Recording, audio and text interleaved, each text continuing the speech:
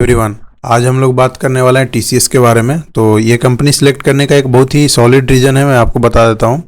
सबसे पहले तो बता देता हूँ, ये इंडिया का one of the largest IT sector company है। बट अभी ये ऊपर से हाई से 50% लो पे ट्रेड कर रहा है, जो हम लोग के लिए एक बहुत ही अच्छा बाइंग अपॉर्चुनिटी है। जो भी लॉन्ग टर्म के लिए बाइंग करना चाहते हैं या फिर शॉर्ट टर्म स्विंग ट्रेडिंग, सबके लिए मैं बता देता हूँ। इसके भी लिए सबसे पहले मैं आपको मंथली चार्ट में एक चीज़ दिखाना चाहता हूँ। यहाँ पे बुलिश इंगल्फिंग पैटर्न जो बना है लास्ट मंथ यानी कि जुलाई में, एक बहुत ही अच्छी बात है। लास्ट कैंडल जो है इसको पूरा इंगल्फ करके इसने हाइट को तोड़ करके ऊपर टच कर दिया है। और इस मंथ का अगर वीकली चार्ट देखें तो वीकली में भी इसने इस हाई को क्लोज करने का कोशिश किया है। बट एक न्यूज़ आने के कारण मैं आपको न्यूज़ बता देता हूँ। न्यूज़ ये है कि जो इसका चेयरमैन है उन्होंने रिजाइन देने की बात की है। इसके कारण 4% डाउन आ गया था 12 तारीख को। मैं आपको दिखा देता हूँ डेली पे कर करके, ये देख सकते हैं यहाँ पे 12 अगस्त को ये डाउन आ गया था 4% का।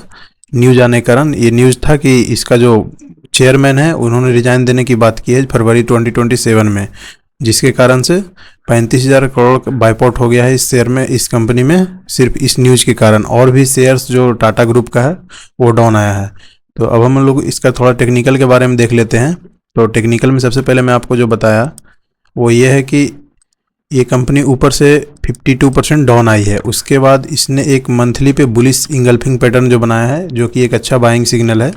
और अगर इसके ऊपर क्लोज करती है तो हम लॉन्ग टर्म के लिए इसमें बाइंग के लिए जा सकते हैं। यानी कि ये जो रेड लाइन मैं बनाया हूँ इसके ऊपर डेली के ऊपर क्लोज करती है, जो कि एक यहाँ पे रेसिस्टेंस का काम कर रही है, देख सकते हैं। मैं यहाँ पे मार्क कर देता हूँ, हाँ 2532 के ऊपर अगर ये डेली पे क्लोज करती है तो एक बहुत ही अच्छा एक चार्ट पैटर्न भी बनेगा, कब भी हैंडल का चार्ट पैटर्न बनेगा। मैं आपको दिखा देता हूँ।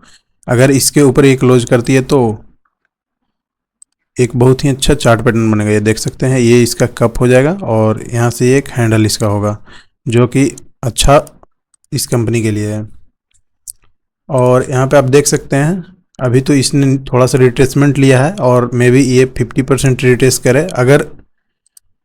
अगर इसमें हम लोग बाइंग के लिए देख सकते हैं तो ये देख सकते हैं फिबोनाची का मैं यहाँ पे रिट्रेसमेंट लगाया हूँ। फिबोनाची का लेवल जो ये होने वाला है, जो रेड बॉक्स में बनाया हूँ, यहाँ तक ये कंपनी का शेयर आती है तो हम लोग के लिए एक बहुत ही अच्छा बाइंग अपॉर्चुनिटी होगा। और इस रेड जोन में आने के बाद एक बुलिश इंगल्फिंग डेली पे बनाती है, तब हम लोग इसमें बाइंग का देख सकते हैं। और इसका जो एसएल होगा वो मैं इसके जो लो है वो होने वाली है, यानी कि 1960 रुपया। और ये एक बहुत ही अच्छा पैटर्न बना करके ऊपर जाने की तैयारी कर रही है। और इसका एक जो ये ग्रीन लाइन है, मैं वीकली पे शिफ्ट करके आपको दिखाता हूँ एक चीज़ इसमें। और इसका जो ये ग्रीन लाइन है ये इसके लिए रेसिस्टेंस का काम कर रहा है। पिछला 2 बार काम कर चुका है और थर्ड टाइम ये फिर से रेसिस्टेंस लेकर के नीचे आ सकती है 2 बार, और ये तीसरा बार यहाँ पे ले सकती है रेसिस्टेंस और ये नीचे आ सकती है। बट मैं एक चीज़ बता देता हूँ, अगर इसका इस जो ग्रीन लाइन है, ये ट्रेंड लाइन मैंने ग्रीन का बनाया है ये वाला, अगर इसके ऊपर क्लोजिंग देती है वीकली में तो ये एक रिवर्सल ब्रेकआउट हो जाएगा। उसके बाद हम लोग बाइंग के लिए होल्ड कर सकते हैं पूरा अच्छे से। जो लॉन्ग टर्म के लिए करने वाले हैं उनके लिए मैं बता रहा हूँ। और जो शॉर्ट टर्म स्विंग ट्रेडिंग है वो थोड़ा वेट कर सकते हैं। अभी स्विंग ट्रेडिंग वाले अभी नहीं ले, जब तक कि ये जो 2500 का जो प्राइस है इसके ऊपर क्लोजिंग ना दे दे तब तक के। और इस चीज़ को सपोर्ट करने के लिए, यानी कि ये रिवर्सल जो होने वाला है पूरा, जो मैं आपको वीकली पे शिफ्ट करके दिखाता हूँ, जो इतना नीचे आ गया है इसके ऊपर जाने का, अप ट्रेंड में आने का इसके एक बहुत ही स्ट्रॉन्ग रीज़न है और वो है इसका फाइनेंशियल्स। मैं अब फाइनेंशियल्स की तरफ बढ़ता हूँ। ये कंपनी 8,500 करोड़ की है और इसमें डेट भी कुछ खास नहीं है, ऐसा डेट फ्री कंपनी है। और इसके नीचे आने का जो रीज़न, जो सबसे बड़ा रीज़न है वो है इसका आईटी में बूम। और आईटी जो पूरा आईटी सेक्टर क्रैश किया है वही रीज़न है, एआई जो भी बोल सकते हैं, एआई के कारण। और इसका जो पी रेशियो है देख सकते हैं, पी रेशियो इसका मीडियन पी से नीचे आ चुकी है। इसका मीडियन पी है 29 का और इसका करंट पी है 15 का, यानी कि पूरा डिस्काउंट पे ये शेयर हमें मिल रहा है अभी, अगर हम इसमें लॉन्ग टर्म के लिए देखें तो। और शॉर्ट टर्म के लिए देखते हैं तो थोड़ा वेट करना होगा। ये इसका जो ग्रीन का जो ये ट्रेंड लाइन बनाया हूँ इसको ऊपर तोड़ने के बाद। और डेली पे आपको एक चीज़ दिखाता हूँ। सबसे पहला रेसिस्टेंस होने वाला है 2532 का, और उसके बाद इसका दूसरा जो मेजर रेसिस्टेंस होने वाला है वो होने वाला है 3200 का। मैं यहाँ पे मार्क करता हूँ। इसका दूसरा रेजिस्टेंस ये होने वाला है, और अगर ये फर्स्ट रेजिस्टेंस तोड़ता है तो ये इजीली सेकंड रेजिस्टेंस तक जा सकती है। और जो मैं इसका जो फाइनेंशियल दिखा रहा था, पी रेशियो देख सकते हैं, वो भी लो पे ट्रेड कर रहा है, और इसका पीवी रेशियो भी लो पे ट्रेड कर रहा है। बहुत ही 5 ईयर जो मीडियन पी है उसके नीचे बहुत लो पे ट्रेड कर रहा है, जो एक अच्छी बात है। और ये नहीं कि इसका प्रॉफिटेबिलिटी कम गया है, इसका प्रॉफिटेबिलिटी हर क्वार्टर में बढ़ रहा है। अगर मैं कंपेयर करूं इसका जो लेटेस्ट क्वार्टर है जून 2026 का, तो इसका एक सेल्स देख सकते हैं, ये इंक्रीज हुआ है 63,000 करोड़ से 72,000 करोड़ पे आ गया है।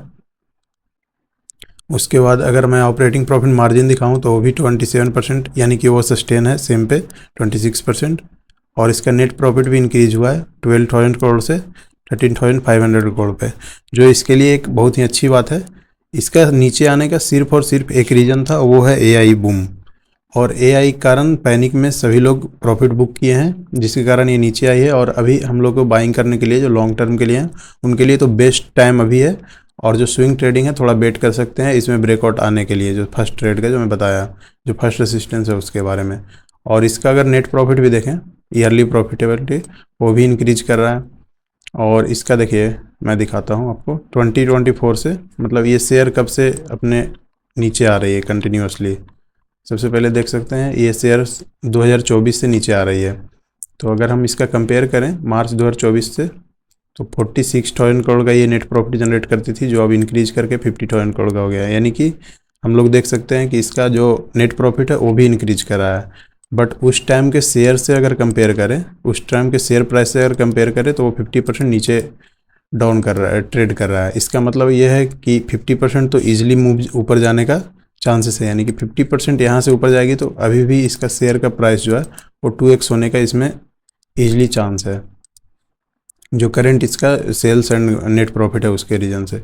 और इसमें एक चीज़ और मैं दिखाना चाहता हूँ, कैश फ्लो तो ऑब्वियसली इसका प्लस में है, पॉजिटिव में है, निगेटिव में नहीं है। और इसका इन्वेस्टर्स में एक चीज़ आपको दिखाना चाहता हूँ, पब्लिक में इसका शेयर प्राइस जो शेयर होल्डिंग है वो बहुत ज़्यादा इंक्रीज नहीं हुआ है, कुछ मतलब 1% के लगभग इंक्रीज हुई है कुछ पिछले 2-3 सालों में। देख सकते हैं 2024 में 4.63 था, अभी 5.69 हो गया है। FIIs जो बिकवाली कर रही है इंडिया में, उसके रीजन से यहाँ पे थोड़ा FIIs का शेयर नीचे आ गया है। और जो हम लोग DIIs हैं उसका बढ़ा है, इंक्रीज हुआ है 12% से बढ़ करके, उससे पहले 11% था, उससे पहले 10% था, यानी कि सितंबर में 10%, 11%, अभी 13.4% पे आ गया है। और इसका जो न्यूज़ के बारे में बता रहा हूँ, न्यूज़ आपको एक बार दिखा देता हूँ। इसका जो चेयरमैन है उन्होंने रिजाइन देने की बात की है फरवरी 2024 में, 2027 में, जिसके कारण इसका TCS का जो शेयर है वो 4% डिक्रीज आ चुका था। डेली पे मैं करके दिखाता हूँ, यहाँ पे मैं दिखा चुका हूँ, ये 4% डिक्रीज आया था 12 अगस्त को।